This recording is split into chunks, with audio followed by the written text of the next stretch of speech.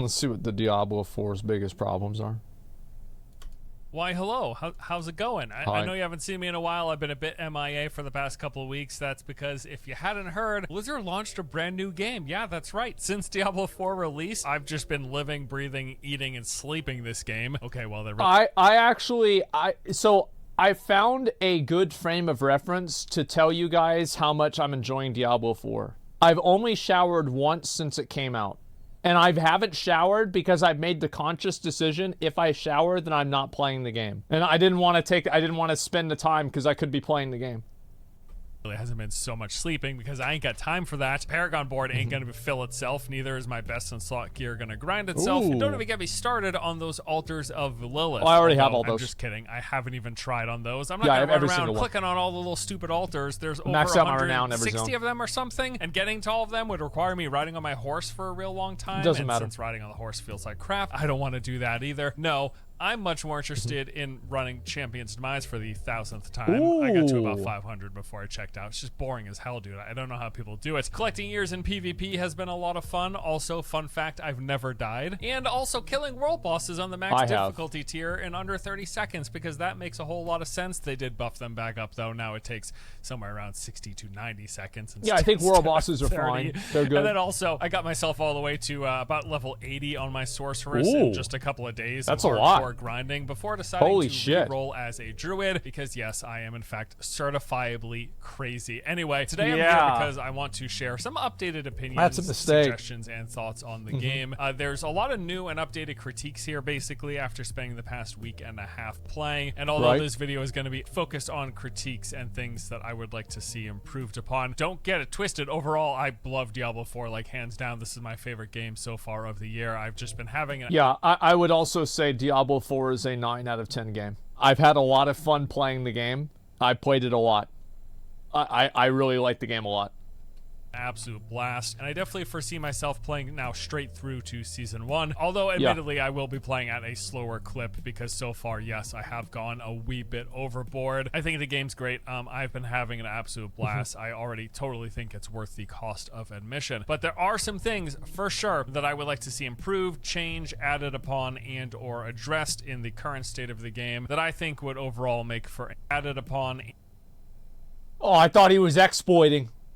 Farming a Helltides in tier 1 and or addressed in the current state of the game that I think would overall make for a much better gameplay experience. So let's talk about some of the things Diablo 4 needs to consider addressing from the perspective of an armchair YouTube developer. It's worth a lot, right? I know. Okay, so first off, speaking of that first season, maybe reconsider the renown farm resetting. I gotta tell you, as much as I love the scale of the world, there's just a lot here to do and see. Absolutely massive play space, and as I'm going through for the very first time, discovering everything, unlocking everything, running dungeons for the first time, doing the side quest, engaging in the world, but the idea of starting it all from scratch and specifically having to refarm all of the renown every season, that just sounds like way too much of a hassle. Like, as much it sucks big fat dicks. That's what it does. I don't want to ever farm renown again. I saw that like 2 of the developers, like who was it that responded to this? Where is it? Let me see if I can find it. Oh fuck. Is it likes? Is this it? I don't know where it is. Yeah. So this guy, Ray Experience. So it seems like they're probably, this is Joseph Pipora, like he's one of the main guys in Diablo 4. I think that they're going to do they're doing a stream tomorrow. I think they're going to announce that Renown is not going to reset and that Nightmare Dungeons are going to get buffed. Because Adam Fletcher said that they're going to talk about Renown on Friday, and it just seems like that's what's going to happen. Which is like a good thing. Like high tier Nightmare Dungeons should give you the best gear because it's the hardest content. Now, because it's an ARPG, I think you should have access to the highest gear no matter what content you're doing at World Tier 4. But I do think that the higher tier content and the harder content in World Tier 4 should have a higher chance of getting more stuff. That's it. It's that simple.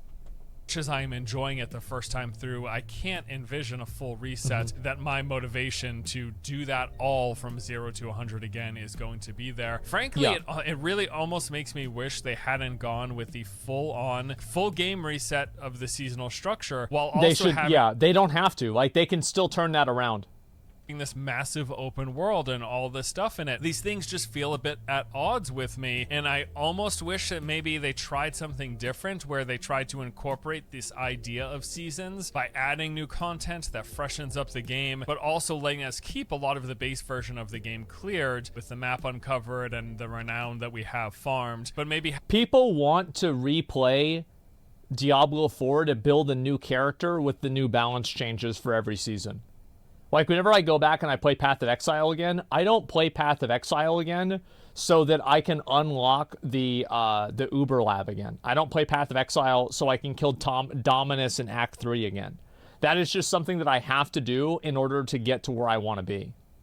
Having seasonal elements in parts of the world or for specific types of content within the world, but not the entire overland map. You know what I'm saying? Game. And I know ARPGs, they've always been about this. It's actually what's kept me coming back to Diablo 3 over the years, is because, yes, it's fun to jump in to check out a new season, but that's fun for a few days to a week. It just makes me wish, this is probably also goes back to something that I've talked about in prior videos, where it seems like Diablo 4 in a lot of ways played it safe and doesn't quite have as much innovation as I wish they had pushed for. And I think that's a good thing at the beginning. I'm kind of glad.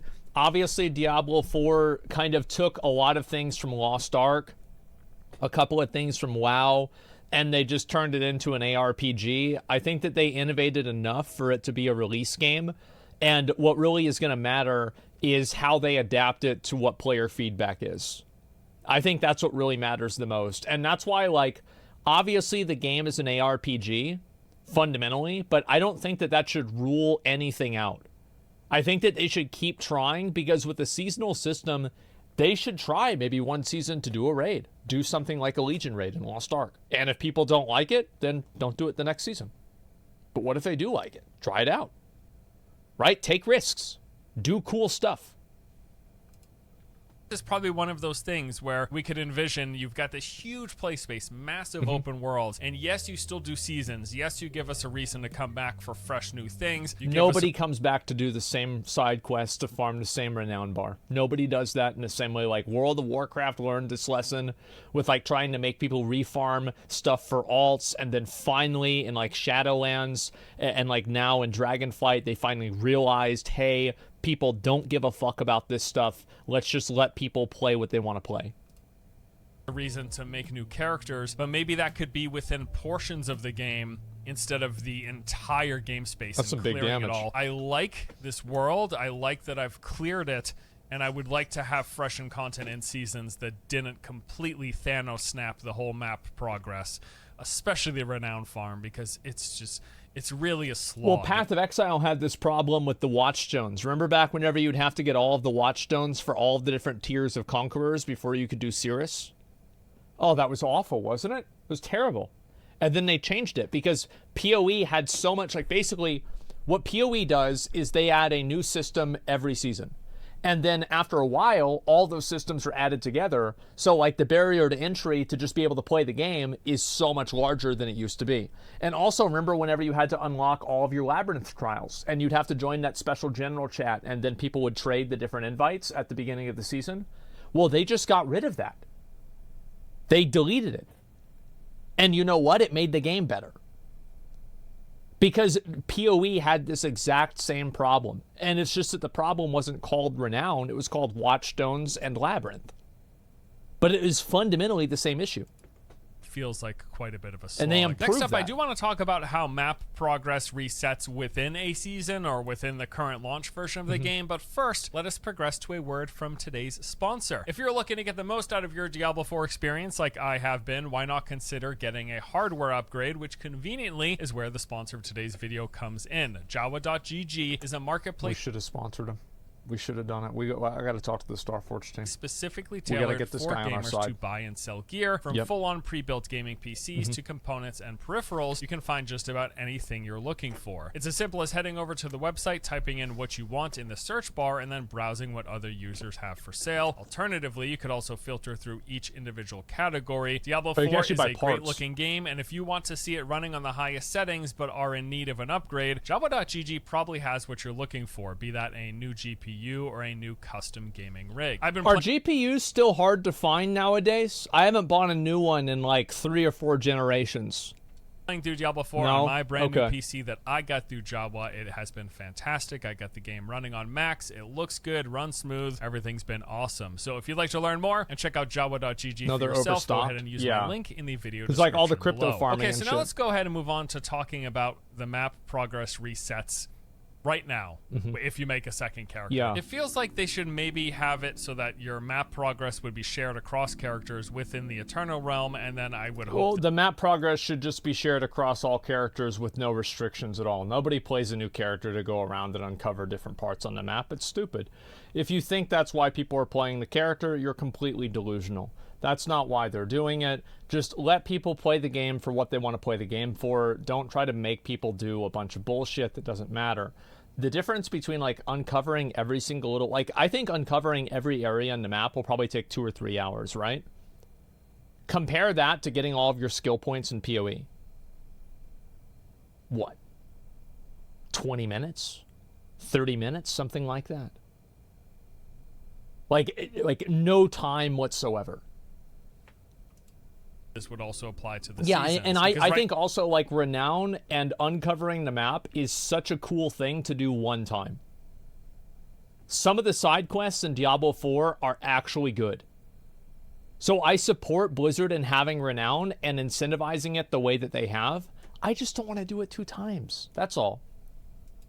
Now the way that it works is that any renown thresholds that you break within those 5-tier rewards, those will be reset if you make a new character. So in my particular instance, I played a lot. I got my sorcerer up to 80, and then I decided I want to try a new character. I'd like to level up a druid. So I make a druid, and everything is reset. Now, it put me in the strange position where, while playing on my sorceress, I had like roughly half or 3/4 of the renown completion finished. He had half the bar filled, But since I didn't want to play my Sorc any longer, in order to unlock the full renown rewards to get all the way up to those Paragon points at the end in that 5th tier, I basically had to start from scratch in every single portion of the game. I would have just finished it out on the Sorc. That's like kind of a minor problem, but it would be cool if that was shared as account as well. I don't think that they can do that as shared, but we'll see. Had me struggling with it where like, should I just play my sorceress even though I no longer want to, just to complete all of this renown grind? Or can I keep playing my new character, the one that I'm interested and motivated to play right now, keep playing my druid, but start from scratch in every single zone? Maybe there's a better balance that they can strike. Maybe at the very least,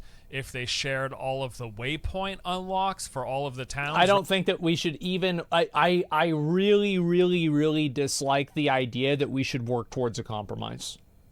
Why should we compromise on if the game is good or not? Full renown through every season. Complete account-wide map unlocks with waypoints. The only thing that I think is okay is to have players do the campaign again, the main campaign, whenever they go into a new season. I think that's okay. Other than that, everything else I don't give a fuck. And there are people, you guys are saying no on even that. Totally fine. And I think they should have an option to not have to do it. Sure.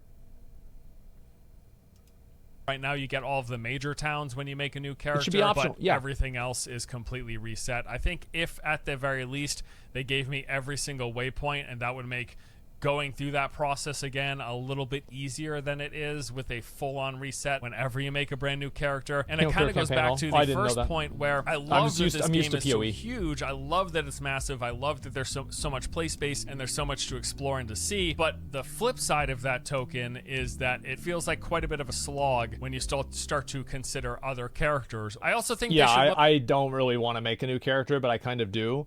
I'd really like to make a necromancer and try it out, but part of me doesn't want to try and like re-level everything and do everything over again.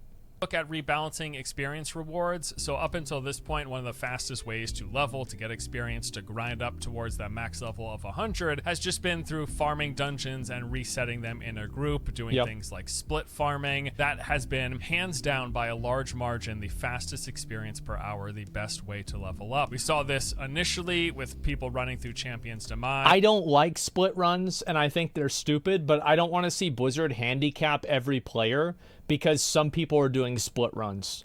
I really don't want to see Blizzard go down the route of let's make the game worse to try to throttle the top 0.1%. Please don't do that. And then recently it was Ruins of Eridu, both of which have now completely been nerfed into the ground, with Blizzard cutting back on the number of elite packs, because elite packs are basically the best way to get the most XP. They've got a large portion. I think it's like 7 times more experience you get from elite packs than you do from normal mobs, so people just want to farm elite packs. And usually in any game like this, the best way to do it is to find the most like predictable and highest density amount of experience that you can farm within a set window to get the... Do you want to hear what I think that they should do? This is my opinion. I think that in the higher tiers of Nightmare Dungeons, there should be an increased probability of encountering mini-boss type NPCs like the Butcher and other monsters like that are even further empowered than base elites. And then the higher that you go into Nightmare Dungeons, the higher the density of those elite packs are. That makes it more exciting and new rather than just re-clearing the exact same thing over and over and over again. Like, for example, whenever you do a Delirium map, a 5-stack Delirium map, 100% Delirium map, it is a very different experience than doing a normal map, and it is much harder, it is much more difficult, and it also is more exciting, it's better. So I think that you should make it to where doing Nightmare Dungeons makes the game different the higher you go. Don't just add annoying affixes, add more mobs, because that's more fun, and make that one of the ways that they're more rewarding.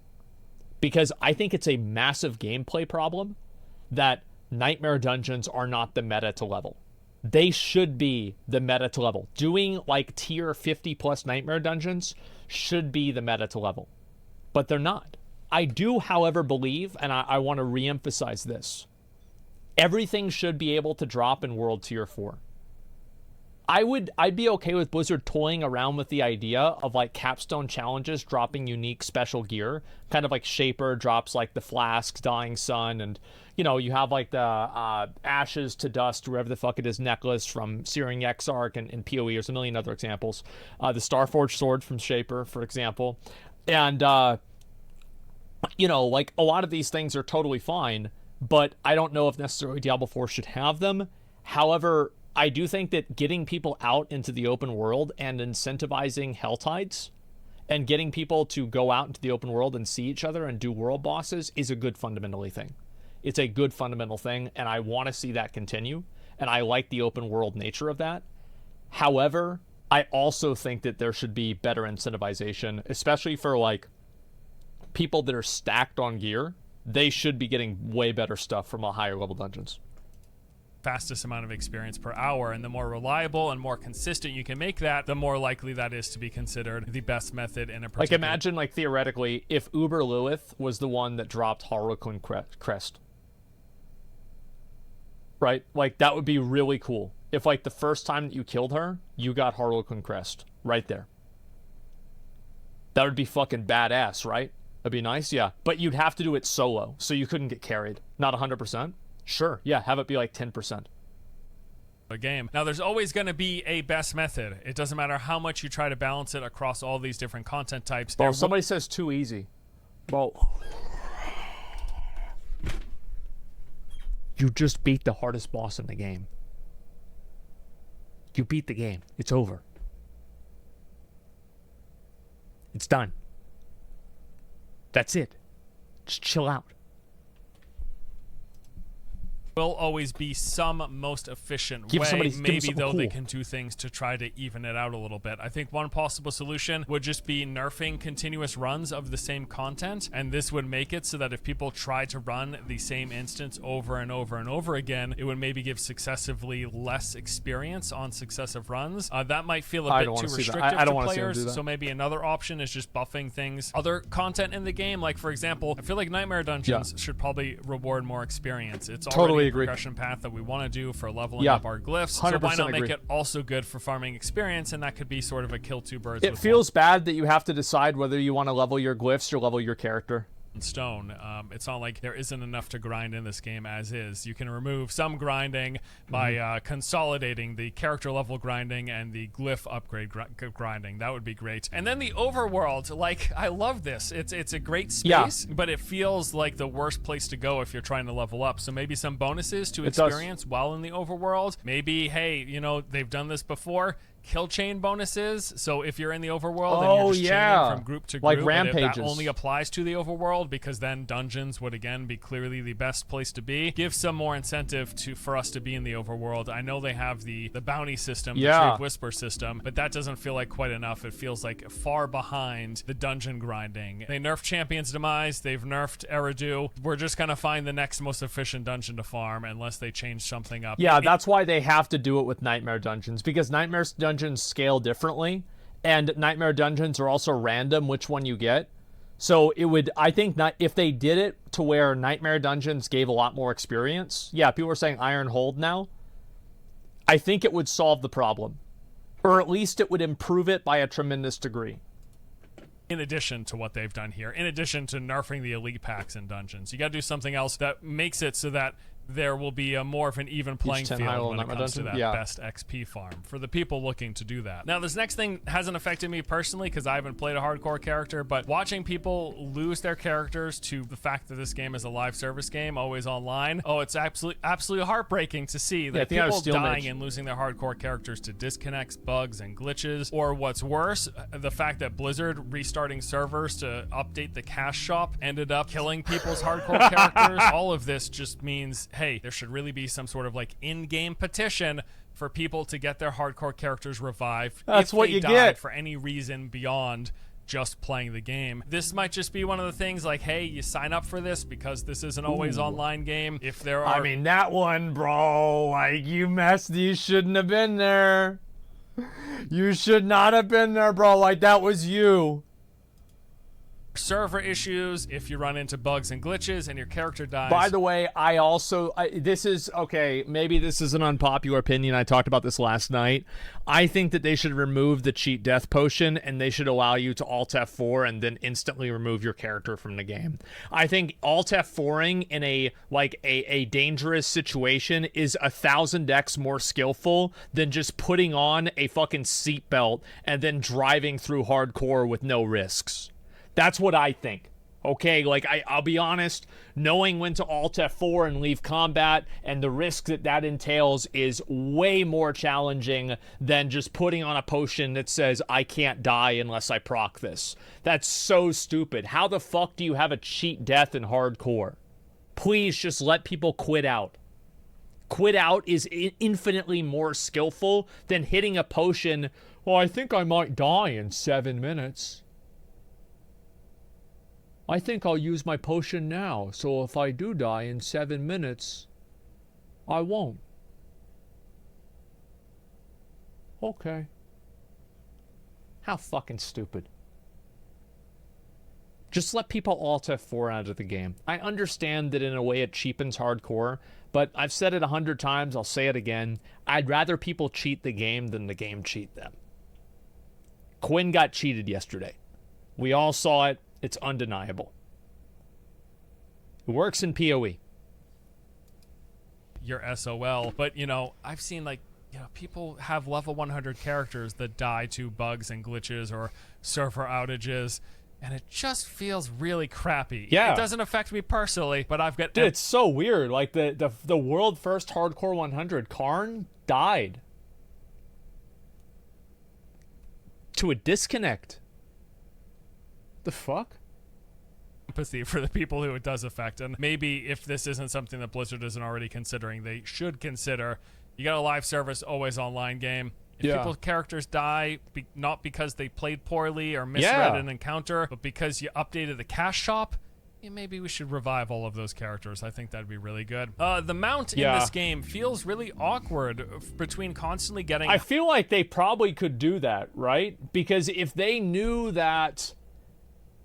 Like, they would know the time that server goes down for everybody. Or maybe not. Maybe not. Yeah, that's actually true, because they would go down for some people, but not others. No, that wouldn't work. Hung up on things, various low-lying objects in the environment. Yeah, the amount all of a sudden will just stop if you slightly clip the... My opinion, by the way, is they should never revive a hardcore character for any reason at all.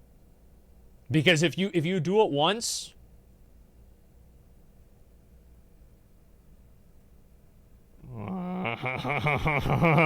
Uh-oh. Side of a pathway that you're riding on, or the fact that they've got this... I don't know why, but if you don't know, the further away your mouse is from your mount, the faster your mount moves. Like, I kind of understand how that might translate to, like, you know, if you're playing on a gamepad and the further you push the joystick, the faster it goes. That makes sense. But with the mouse and keyboard, what? I don't like it, and I really they should get rid of it because it just makes it feel clunky. And before you realize that this is a thing, you just don't understand why the heck your mount is sometimes, when you hit the gallop button, going like a mile an hour and sometimes going at breakneck speed. And I didn't realize that for the longest time, and then I read it and I was like, what, this is a thing? Yeah. Oh, it sucks. It's stupid. Get rid of that. I don't want my mount to go faster or slower depending on my mouse positioning. I also think that whenever, you know, like those, like, pointless fucking blockades. There's a wall with 2 skeletal archers. Hey, you better not go over here. Here's what they should do. Make it to where whenever your horse is in gallop mode, it can break right through the wall, because that makes it a game. I think that taking them out of the game, okay, but I think it would be better if you made it to where you could break through them whenever you're galloping, because it would look cool. I know jumping over would make more sense, but breaking through them looks way cooler. Maybe the wall is to make the game load? No, I don't think so. That's a good point, though. To the mount, just make my mount go max speed, and then when it gallops, make it go faster. Okay, if I want to RP, give me an RP walk button or something. I don't need my mount to go slow at any point. The point of the mount is speed increase. Go fast. Max speed of the make the mount go max speed, please. I've also just do it like Lost Ark does. Also the pathing, like if you path and like for example, like you could be down here, and if you're playing Lost Ark, you could click up here, and then you know what your mount would do? It would put you over there. You know what would happen if you're in Diablo 4? If you click up there, your mount would go. Why? Why can't y'all figure this shit out? Like, the pathing sucks.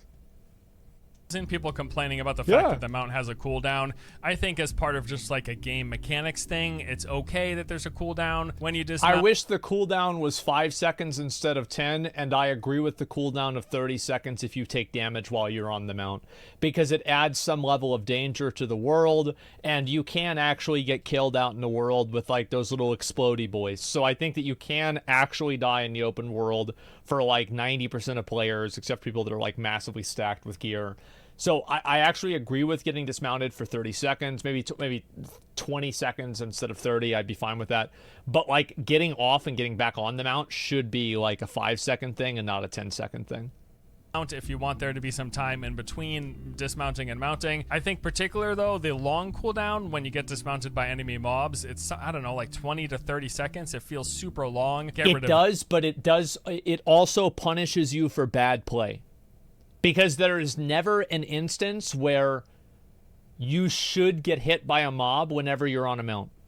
that it's already long enough. Which is why I think it's just okay. If you dismount on purpose. Now, here's some quality of life things that I don't love to see, and I think would be great additions to the game. Give us build templates and or loadouts. Yeah, that would be really nice. They've already got a template system in place for cosmetics in the game. You can have all of these different cosmetic presets. Give me that for our skill tree, for our build, and for our Paragon board, please. That'd be super helpful. So for one, this could be if you want to play different types of specializations. So for example, on my Sorceress, I was playing Arc Lash, but maybe I wanted to try the Ice Shard build or the Fire Warp build, or maybe I want to try a Conjuration build. But then also, even if you want to play the same spec but have different variations, you know, so you'll have a variation of a build if you're doing speed clearing and you just want to be fast and quickly taking out things, AoE group. Yeah, loadouts just make the game better.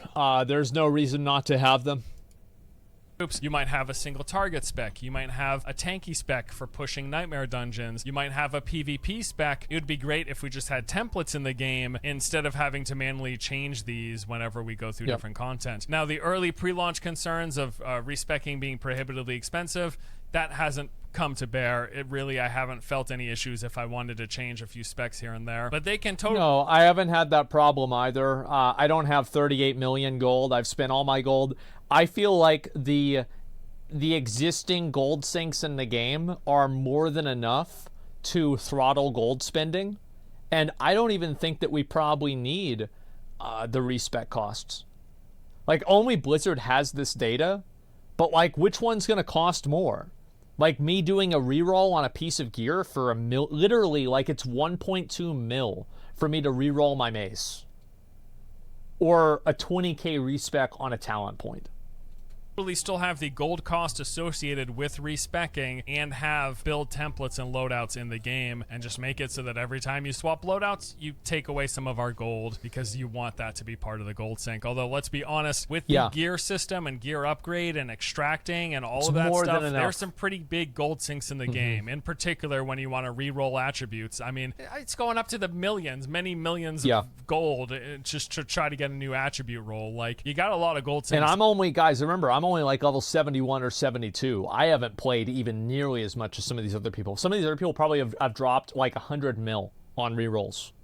As is, I don't really know that the skill system, the builds, has to be a major part of that. It can still be a part of it, but it doesn't have to be a major part of it, because you're taking our gold. You're taking my gold, Blizzard. Okay? Yeah, they're gonna get it anyway. Is disappearing very quickly all the time. Why? Oh, why is there a cap of 20 side quests? There's too many side quests already. There's a lot of them all over the place. Just let me have all the side quests. Why is there a cap? It's totally unnecessary. It's not like the game is constantly showing me the side quest. I have to click on it for it to be highlighted anyways. So you should be able to track like 2 or 3 quests rather than just one. I agree with this. Just get rid of the limitation. It's really, really frustrating, honestly, especially as we're going through. I'm trying to do renown in a natural manner as I'm doing things, as I'm doing hell tides, as I'm doing tree bounties. I'll do some side quests in the process, and I'm just trying to do my renown that way instead of hardcore farming it and running around for Altars of Lilith or running around the side quest or running around each dungeon. I just want to naturally come across this renown unlock, and it's so much more annoying with these limitation of the side quest, because I'll be in a zone and just doing the natural unlocking, and then if I go to another zone for tree quest over there, I don't have any of the side quests, and I can't pick them up because my he's very right about this, that like the natural flow of the game emphasizes the fact that you can't have more quests. Like, the game is designed for you to play it in an optimal way for you to run into this problem. Quest log is full, so I gotta... It wouldn't be like this if you only stuck in one zone, but the game's not designed for you to do that. It's actually designed the opposite, which is a good thing. Abandon all those quests and then pick up these ones and do that, and then if I move to another zone because of the new Tree of Whispers locations, I'll do it again. It's just get rid of the limitation. It seems totally unnecessary. Currently, the game has a Mark II junk option, where basically you can mark a bunch of things that you want to sell as junk in one bulk thing. I think it'd make way more sense if there was a Mark to keep option. Locking items. He's totally right about this. I completely agree with him. I've seen a number of people bring this up as well. You're able to lock items in, I mean, you can lock items in Honkai Star Rail. You can lock items in New World. You cannot lock items in PoE, I don't believe. But in other games, yeah, Wulong has that you can lock items. You can lock items in Lost Ark as well. Destiny, yes. Like, please just let us lock items. Like, I've never accidentally vendored something or disenchanted something. but I'm also worried about it, you know? Sure. Most of the time, a majority of what you have in your inventory is junk, and you're either going to want to bulk sell it or bulk salvage it. So let us mark the 1 or 2 items. Yeah, Diablo is a game where you get 99 pieces of shit and 1 decent item. So wouldn't it make more sense that we can just mark the 1 decent item rather than the 99 different pieces of shit? Items that we want to keep, and then bulk get rid of the rest. I would love to see a death recap. You know, sometimes I'll die in this situation. I'll be like, how did I die? Why did I die? What happened? Yeah, it's never gonna happen.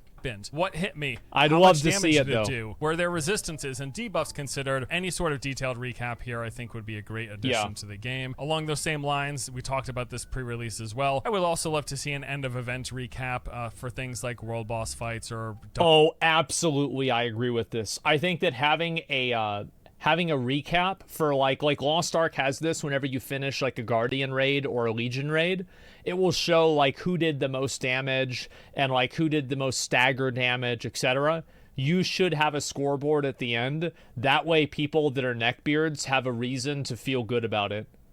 Dungeon bosses or nightmare dungeons. Give me a little recap of highlights of information of what happened, how we did, how much damage we did. It's just cool. Interesting stats you could throw in here, like which I think would be MVP great. stuff. This next one is a recurring request, and that is for a larger field of view. For the love of God, anytime I get on my mount. Doesn't the game feel better whenever you go to a specific zone where you're able to zoom out more?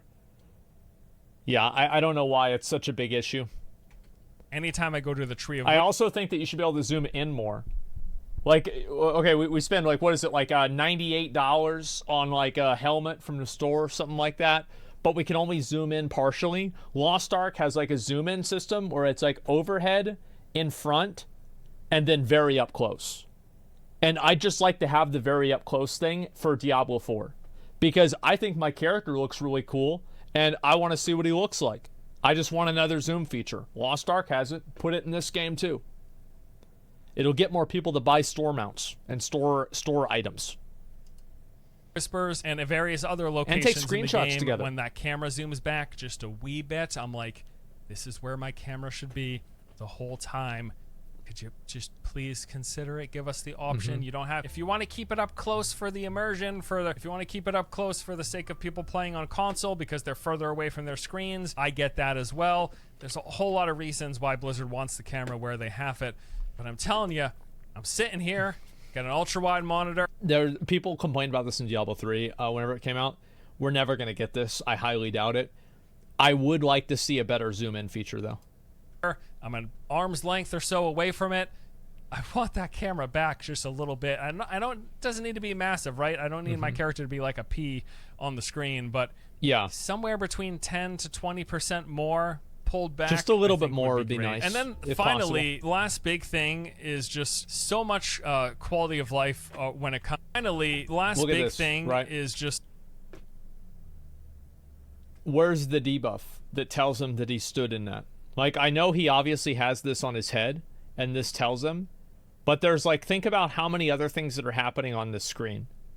Why the fuck do we not have a debuff more, right? It's just like a Diablo 3. Where's the debuff list? Give us a debuff list, please. With it telling you it's going to expire in this much time, what the fuck?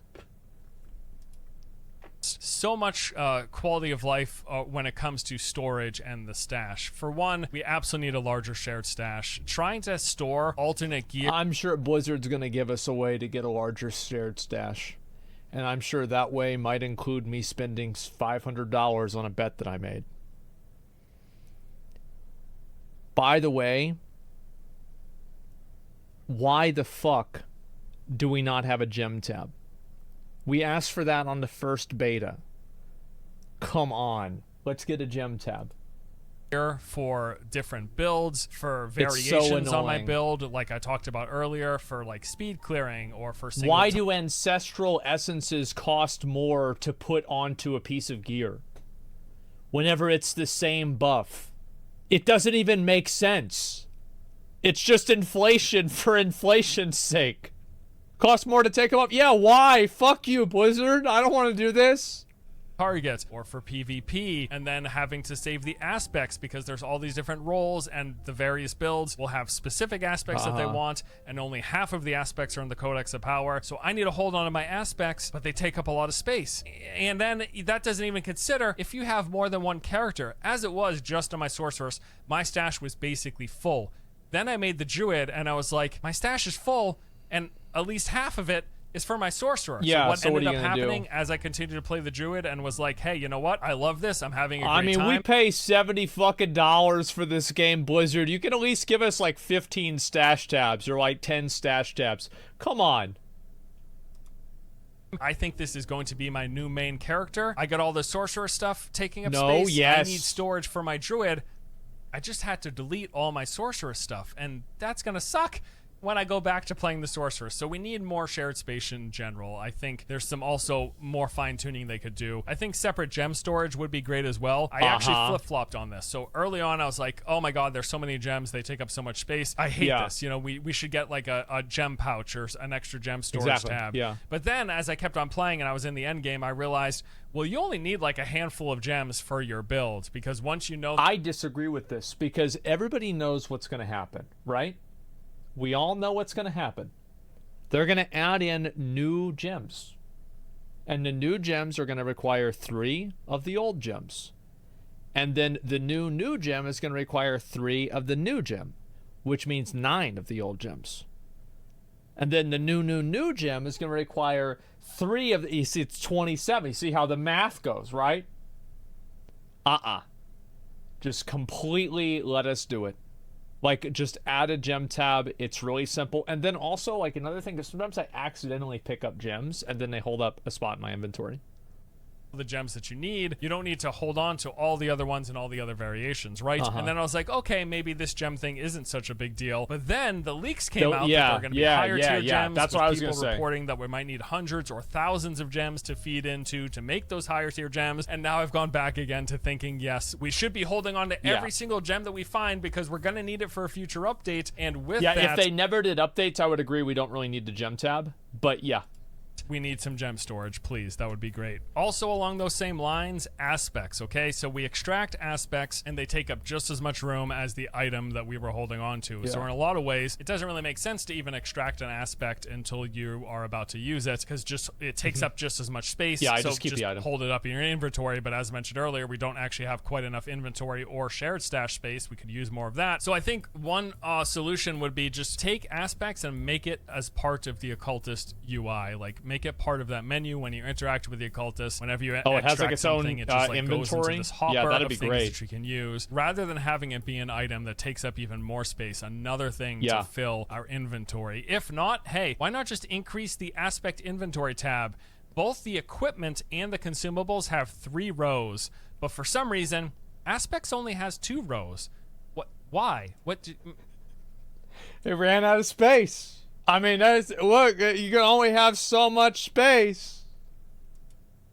Give us a 3rd row at least if you're not going to migrate it. Ran out of zeros and ones, boys. And then there's also the fact that like every single aspect of a type, be it like offensive or resource or mobility or utility, they all look the same. So when I break down a bunch of different offensive aspects, the icon is the exact same. I can't at a glance figure out what each one is, so I've got to mouse over each one of them individually. It would be cool if each different type of essence, or each different type of aspect, like for example, like the whirlwind aspect, had like an icon of the whirlwind with like, I don't know, like a bunch of green arrows going up around it to like indicate that it's going to whirlwind and increase your crit chance or something like that, right? Like I'm just inventing some bullshit. But like, just having unique icons would really help that a lot. Or a search function, that would be cool. Yeah, with all of these different offensive and that. other aspects for my sorcerers, right? And then I made the druid, and I was also pulling up more aspects from there for the build that I needed. And when I put that all in the same stash, they all just mixed together. Yeah. And I'm like, so you can figure it out, right? You can manually sort it, put like the sorcerer on top and the druid on the bottom. But even still, if I have like 10 different offensive aspects, every time, like if I need a new one because I get a new piece of gear, because we're constantly getting a new piece of gear, and we need these aspects for builds to make the synergies work and everything. So every time, I got a new piece of gear, I need this particular offensive aspect for it. Which one of the 10 to 20 offensive aspects in my stash was that one? I don't remember, and I can't at a glance figure it out. So, nope, that's not it. Nope, that's not it. Nope, that's not it. Like, that's what you have to do it every time. Yeah. At a glance, I do the exact same thing. Some better way of finding this. Or another option, and this would solve a lot of other problems, is if they gave us some sort of search functionality, some keyword search instead of... Imagine that. A lot of games, it is 2023 now, and being able to search through an inventory using keywords, finally, there are games that are starting to use this feature. It's a new tech, so it's, not perfect, but it's good to see it.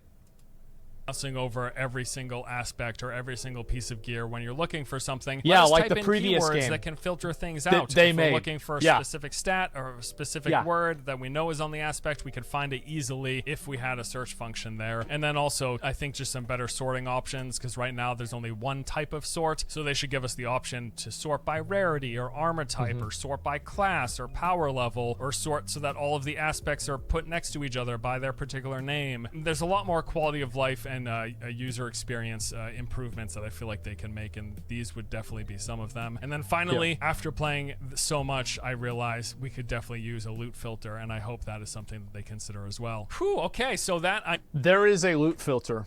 It's the Fisher-Price Babby's First loot filter, and you can filter out like 3 things. It's great.